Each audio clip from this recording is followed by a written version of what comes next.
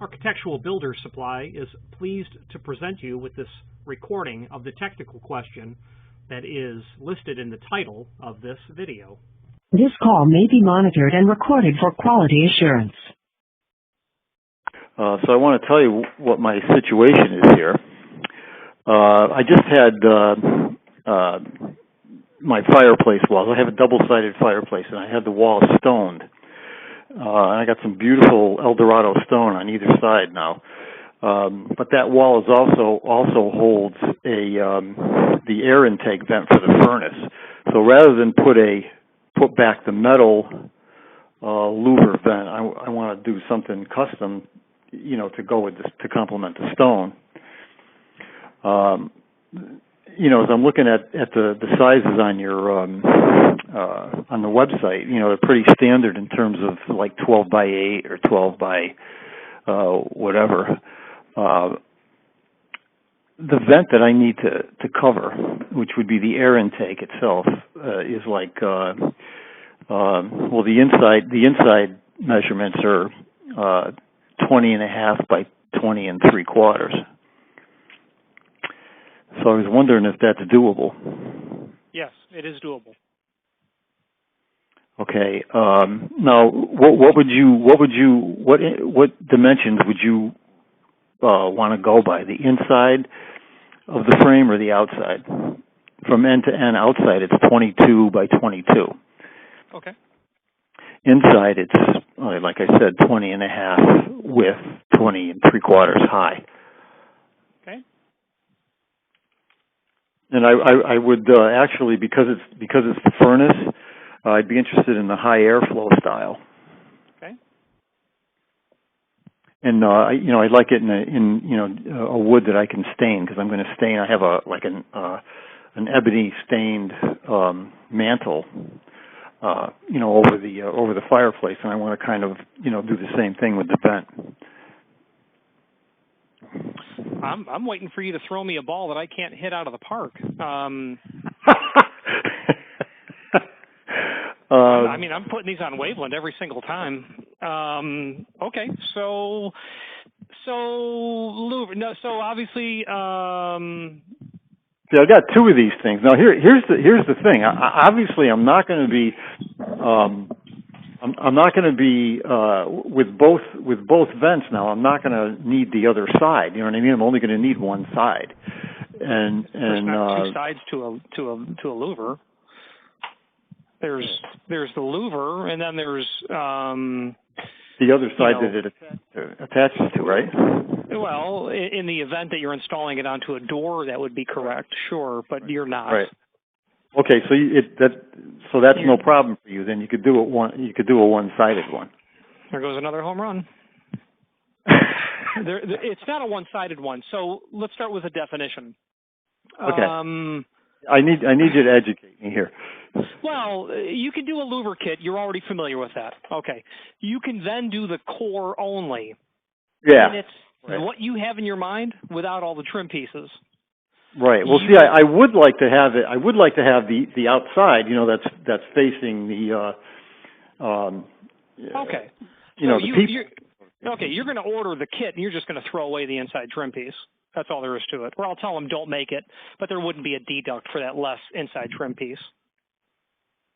Okay, so I guess the bottom line is that is doable like that, though. I could just do the one side. Put the decorative, trim it out on the outside, and just. So how does the louver? Now, let's say if you did the louver kit, how does that actually attach to the frame if you're only doing one side?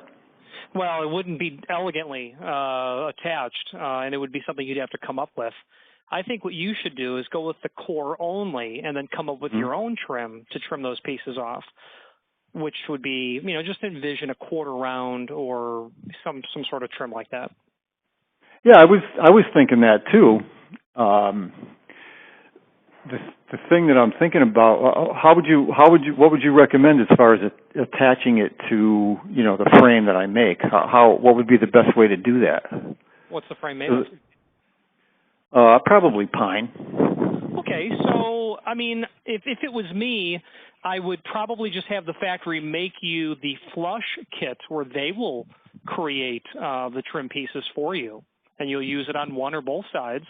You'll place the core in the opening where you want it. You will then take these pre-mitered cut pieces, and then you will finish nail them into place. I suppose you could glue them too, but that might be, you know, getting it clamped down properly might be a challenge. Yeah. But, you know, if you were going to tack them, if you were going to tack the core to the frame, would you just use a brad? Yes, the core would be held in with the trim, though. Oh, okay. So it'll be one piece. It'll be already together. The core would be, so imagine the slats and then a banding of thin, what is in effect plywood, and then everything is stapled together. Okay. So that thin band of plywood that's holding the louvers together, is that nailable? I mean, you know, it won't split if I throw like a brad in there. It's not meant to be nailed at all. You're going to use the trim pieces to secure that core in place. You might, get it. You might glue it to the backside of what you trim it off with. Will it split? I mean, probably not, because there's already several dozen staples through it. So I would say you're okay, but you'll need to be, it's a piece of furniture quality woodwork, so you'll need to be delicate with that. All right. So you actually recommend getting the outside trim pieces and the louver kit?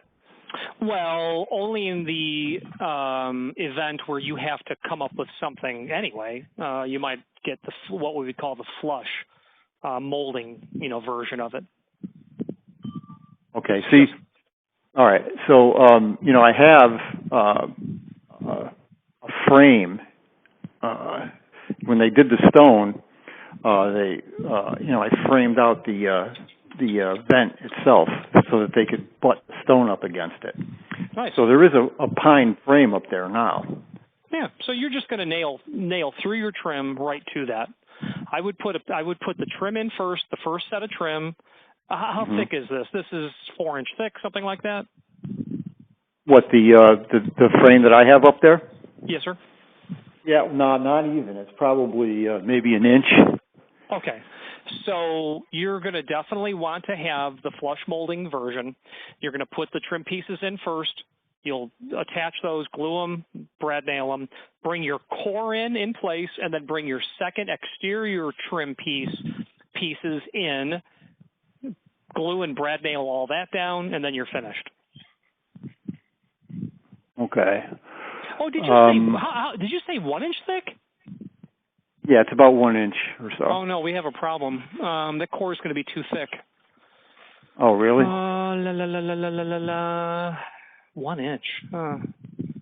1 inch the core thickness. Well, the core only is exactly 1 inch thick.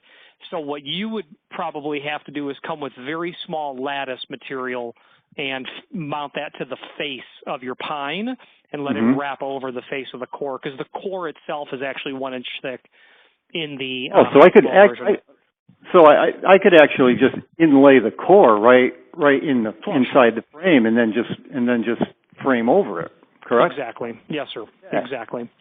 Okay. Yeah, that might be the way to go. Well, actually, I might just order the cores then, right? You would definitely order the core only. That is correct. Yeah. Okay. That might be the way to go. Yeah. Well, I'm glad I had a chance to talk to you on this, because I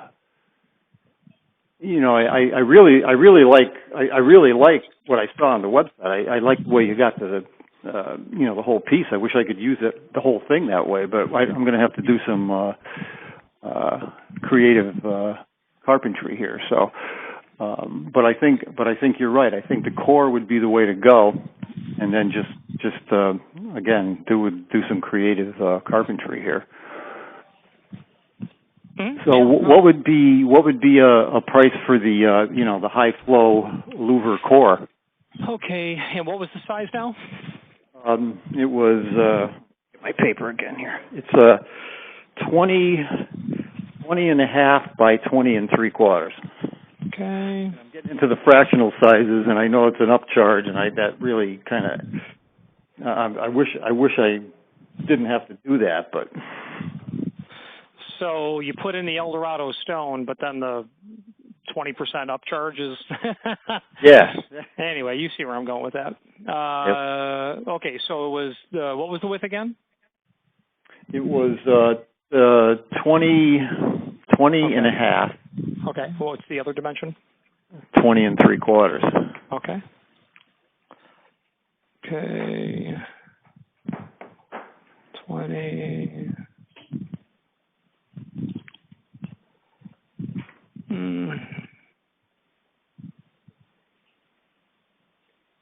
And I haven't even gotten to the other one yet, so I can't even tell you. That might be a whole different ball game. So I might have to order it. Yeah, that core only in oak and that fractional size is $239. $239. How would that be? How would that look with the?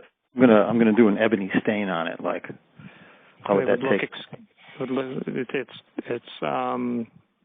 it's select red oak. It's it's the kind of oak that they would make veneer out of to create doors. It would look exquisite. You could also do beech or alder as a hardwood. The difference between those hardwoods, the oak and the alder beech, would be that the oak is a open grain type of wood, so that it has texture to it. You can certainly imagine oak. I've worked with oak a lot. So now imagine maple, where it's very smooth. Now this material, while it could be made in maple, would be a smooth type of wood that would take a stain very well. However, I see oak ebonized often. On the bureau. Okay, I'm sorry. I had to talk to somebody here. Okay, go ahead. I'm listening. Oak would be appropriate for your application. I see it ebonized often. Okay. Well, who am I speaking with, by the way? My name is Richard. Richard. Okay. Let me see. What did you say the price was? $239. Currently, anyway. Yeah. So how long is that good for, that price? Well, it's good for a normal amount of time, 30 days, that sort of thing. Okay. I don't expect it to change, but, I have to run this by the Queen. So. Oh, yeah. No, I've got one of those. Yeah. So, I want to talk to her about it. Richard, do you have a direct line I could call, I could get back to you on? Same one you dialed. 101 is my extension. I'll be here till I'm 90. Take your time. All right, that sounds good, and I will. I'll just ask for you. My name is Dan. Okay, Dan, no problem at all. Last name Pompey. Architectural Builders Supply hopes you have enjoyed this program.